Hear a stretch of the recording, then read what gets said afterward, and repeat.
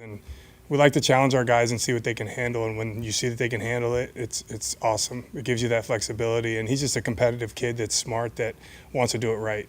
Do you see that it's cleared his mind and allowed him to play a little bit faster on the outside? Yeah, anytime you can. We told him in that block, it was like, we just want you to focus on corner this block. So, yeah, that's going to free anybody. It's just like when you're learning, you have a linebacker who's just playing one spot. It doesn't seem like a lot, but it's like moving an O-lineman to a different position. Anytime you do any of that, it's just harder than you think. It may sound not that hard on paper when you just talk about it, but it is. It's a big difference. So, yeah, it definitely cleared him out to play faster, and it was good to see. With the ramp up, how much time does a guy like Huff need after missing? Excuse me? How much time in terms of a ramp up he need when he gets back? We've got guys that they've got all that. They've been doing this for a long time, and they're really good at it. So they have all the metrics and the measurements and all the checkpoints, which he's been going through that process. There's so much years and years of data, and they've been with them. They'll let us know. So I think it's just the football play. Is there amount of time a guy needs just to be back comfortable in the?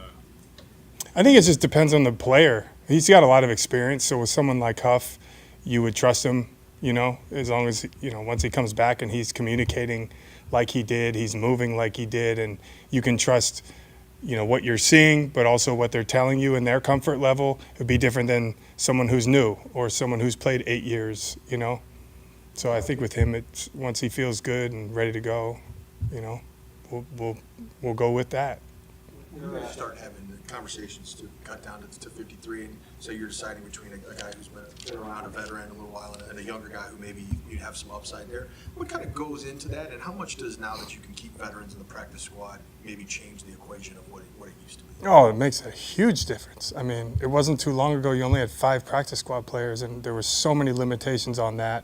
The standard elevations now that you can do with players and how many times you can do it, I think it's smart, because back in the day, or even in those days, not too long ago, you would play through injuries.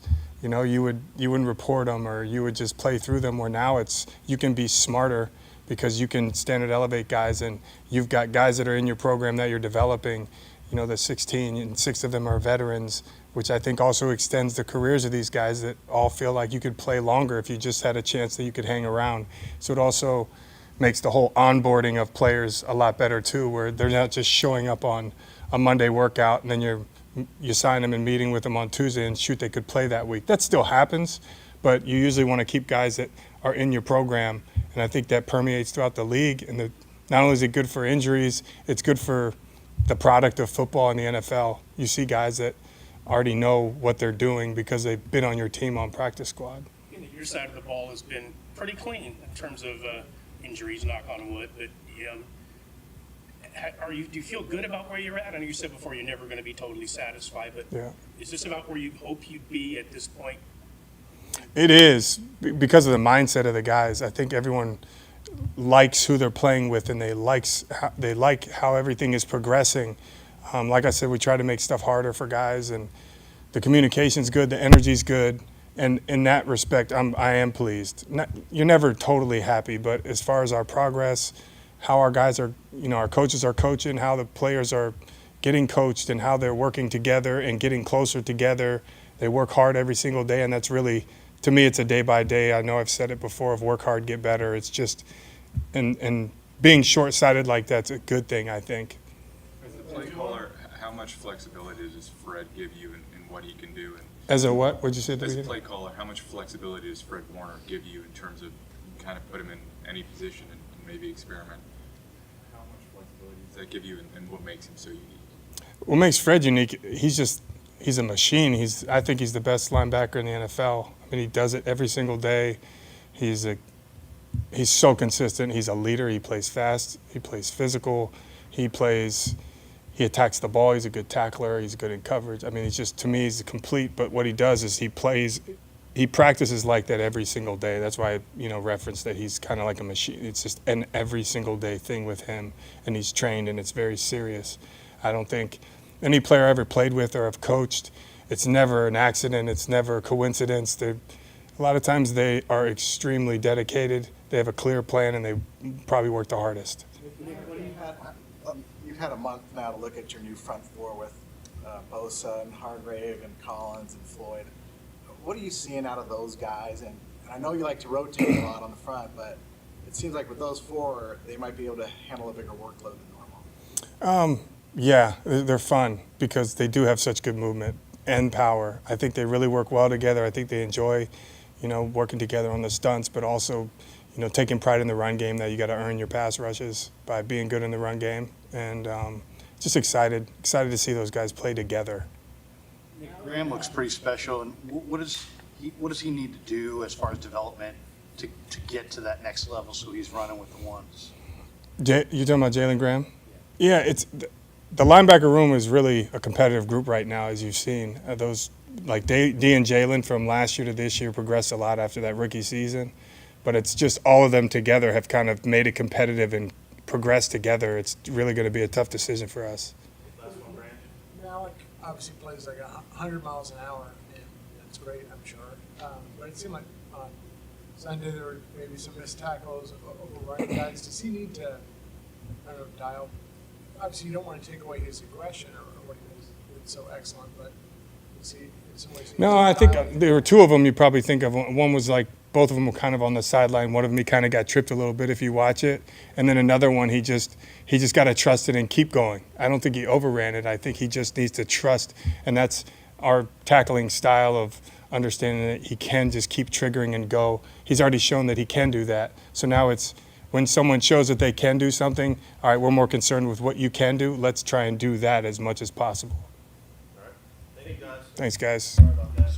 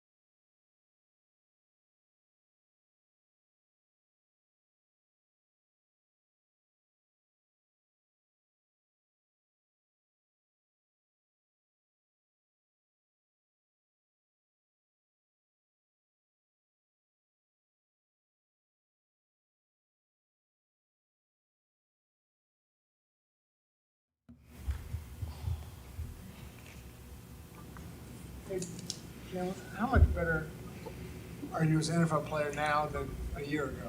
I would say just like a lot better. Being able to be in a room for a whole year around great guys like Coach Holland, and then you get to watch Fred, Dre, and last year OB, watch them guys fly around every Sunday. So it can't do nothing but get better and learn from them. Jalen, do you have two personalities? I mean, you seem like an easygoing guy, easy to talk to in the locker room, but on the field you just seem like all business. Yeah, I mean, I feel like most of us got to have, like on the football field, you can't kind of be the same as you are off the field, especially me. I play linebacker on defense, so can't really be as cool and calm like I am off the field. What's your persona on the field? How would you describe it? On the field, just fast, physical, and violent. It seemed like last year at this time you were playing a lot of middle linebacker, Mm-hmm. and this year might be a little bit more on the outside roles. Is that right? And did playing middle last year, make it easier to play the outside roles this year? Yeah, so I am playing a little bit more. I just been rotating in wherever they need me at. But like you said, just starting at that mic, for me, it just helped knowing kind of what everybody does. So switching to Sam and Will, it's made it an easier adjustment. You said a lot better. Mm-hmm. Where, like specifically, have you improved? I would like to say, like, actually being in the box. I was in college more so, like, outside in kind of, and now just just playing in the box, being comfortable in the box, how the linemen get to you from being in the box, from the way being outside. So just kind of everything that goes with it, just getting better at it and seeing it, and it's slowing down for me. So that's good. Can you notice the difference with just a couple, with this practice and maybe one more to go before the cut from 90 to 53? Do things start to feel different at practice? Not really. I think for us, it's every day we going out there giving 110% and doing whatever Kyle has us doing as far as periods, and everybody's going to give it their all.